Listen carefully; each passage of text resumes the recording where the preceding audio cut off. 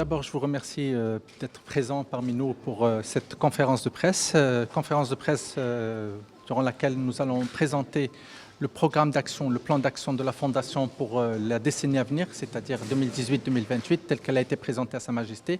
Et c'est surtout un bilan d'étape, après une année de la présentation à Sa Majesté, pour présenter surtout les innovations et les nouveaux projets que la Fondation a mis en place au profit de ses enseignants et enseignantes, notamment le projet ou le programme IMTILAC d'aide à l'acquisition de logements, dans lequel on a mis en place 4 nouveaux mécanismes.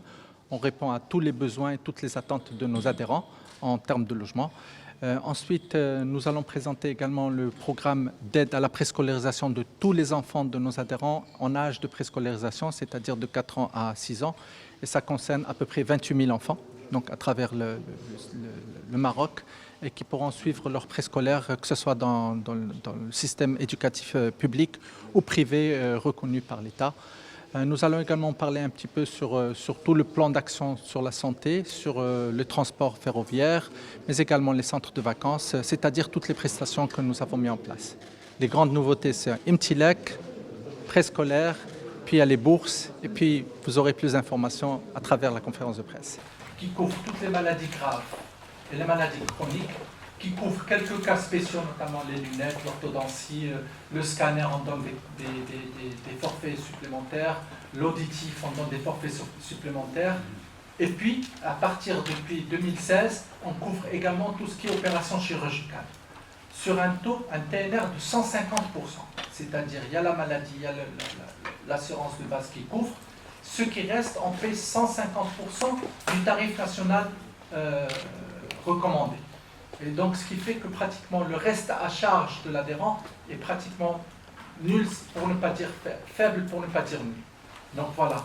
Et ça couvre l'adhérent, ça couvre son conjoint et ça couvre ses enfants jusqu'à 25 ans, jusqu'à 26 ans. Les enfants jusqu'à 26 ans.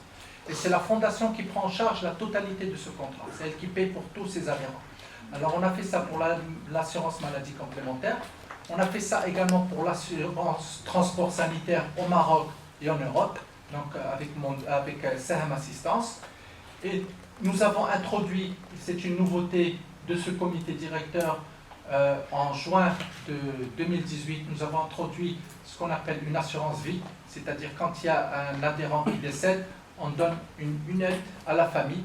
Quand c'est l'adhérent, on donne 10 000 dirhams. Quand c'est le conjoint, on donne 5 000 dirhams. Et quand c'est les enfants, on donne 3 000 dirhams.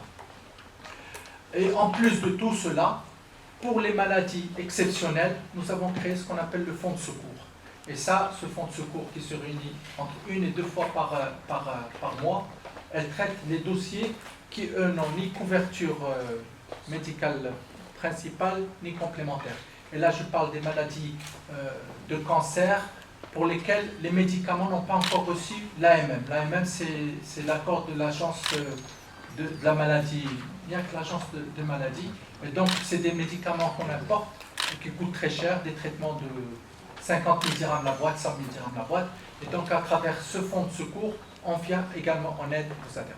Donc, on a une bonne prise en charge par rapport à cela.